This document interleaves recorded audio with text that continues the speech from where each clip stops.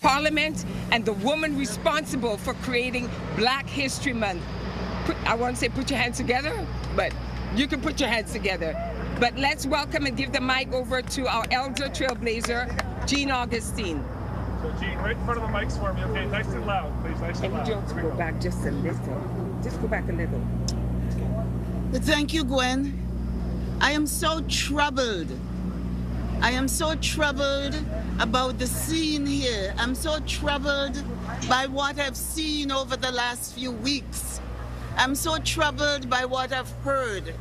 This is not the Canada that we're building. This is not the Canada that speaks about diversity. This is not the Canada that speaks about respect for each other.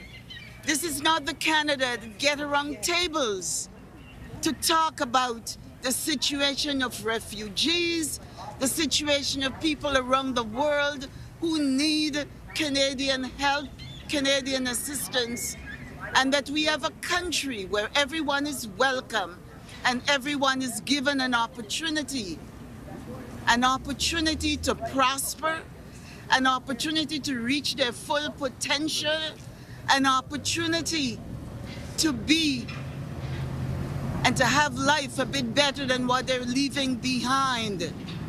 I think it's important for us not to sit back. It's important for us not to allow this to happen. I've passed a few times and cars are driving by to look at the situation. I've had friends in international places who've seen pictures and have heard of the situation here and are asking, what is going on in Canada? What is going on in this city? I was a minister for multiculturalism. I was a minister for the status of women and the situation of women in this group, the situation of women who cannot find a place that they could be comforted as they work through different processes. I'm not here to talk about whose responsibility, whose money, whose funding. I'm here to say that as Torontonians, as Canadians, as Ontarians, we need to do better than this. Thank you very much. Thank you very much, Jean. Thank you very much. So let me get you in here. If you could move over a little bit. So now we'd like to hear from one of our other icons and trailblazers, Zanina Conde. She was the first Black member of provincial parliament, and she was also the first Black cabinet minister. Her body of work is so impressive. And again, these are people who have dedicated not just 1 decade, not 2 decades, not 3 decades, not 4 decades, 5 decades, 6 decades of work to help to develop this country into the beautiful garden of all kinds of people representing all communities. Ladies and gentlemen, put your hands together for Zanina Conde. Well, good morning. I have to tell you that when I came down to see this, I was shocked.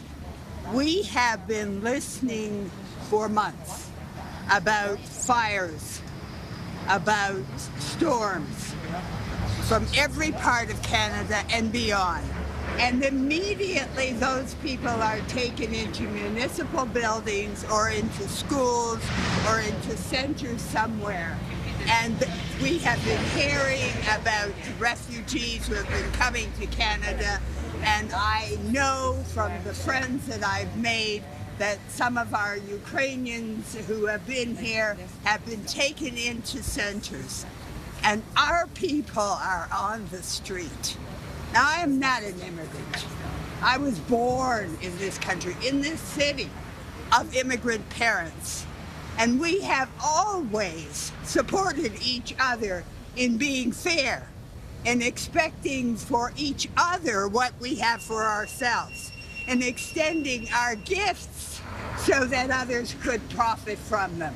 And yet we have Black people Let me be clear. Black people sleeping on the street. Women trying to cover themselves adequately while they sleep. And I must tell you, I am offended. This is not the Canada that I went to school and learned with. This is not the Canada that I taught hundreds and hundreds of children to be able to contribute to. This is not the Canada that I went to the University of Toronto and taught teachers how to teach so that they could make them welcome. This is not that Canada. And I want, no. I insist that my tax dollars be spent to give equal service to my people. And once again, I have to talk about my people in a country where I've been raised, in a city where I've been raised living with Italians and Jews and Ukrainians and white people and black people and people from all parts of this world. We have allowed my people to be so disrespected. I will not stop talking about this. I will not rest until they get equity. Never. Thank you, ma'am. Thank you. One second. So here is the other interesting thing. We are interested in getting these our beautiful brothers and sisters off the streets today. We want Canadian citizenships for them now. Immediately. We want them off the streets today. Immediately. All they're asking for in this great country, in this great city, is some place where all of them can be together while the governments talk and negotiate and do whatever it is. They should not be on the streets any longer. We put out an ask to this gentleman, which I'm sure all of you know of. Come here, Mohammed. We said, he brought food yesterday, which was beautiful. We love your food. But I said, thank you for what you're doing in terms of feeding our community. But what we really need is a place where they could lay their heads, is a place where there's shelter from the rain and the cold, is a place where they can be temporarily, at least until the governments, they figure out what they want. And I asked you, are you prepared? Are you okay to pay for that? And what did you say?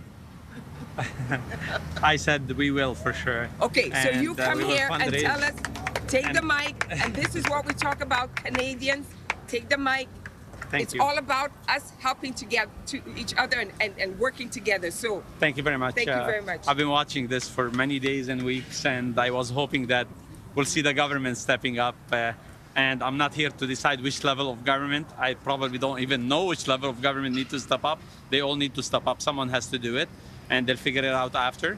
I just simply think that we have shown that we are able to help people. We were able, and I'm very happy to help the Ukrainian refugee. I was part of helping as well the Syrian refugees, and we can help these people and we can help them immediately. And the difference of me hearing in the government and people texting me saying, Mohammed's gonna take 4 or 5 days. The difference, those 4 or 5 days are many, many minutes for these people who are in the street. And we need to do it immediately. And I hear the voices of the people that wants a permanent solution, because you have to be in their shoes to understand. If you're gonna go to another temporary solution, then another temporary solution, you're still feeling in the street and you can't build the life. And you know what I felt yesterday when I came here? I felt that we let them down. And we need to confirm to them that Canadian dream is alive, and Canadians are not okay. We are disappointed of all the governments level that they have not stepped up and stepped in to resolve it, and that's what I'm hoping to. So when I heard that, I said, I have tried this in 2017 in December when we put homeless in hotels because of the cold, and it was very difficult. So if we can find a place, I'm happy to start by pledging to pay for it, and fundraise with all our great Canadian, every single one in this city. I know our city, I know our people. You guys all are great people, and you will come in and step in and resolve it. But most importantly, I'm really hoping that government will step in, resolve it, and immediately. Since yesterday, I've been thinking about it all night, even this morning. We have to find a proper solution, and we are able to. It's political will, and when I say let's fundraise, it'll become our will as Torontonian, as Canadian. Do we want to find a real solution? Yeah. And by me saying that, I'm not underestimating the homelessness issue.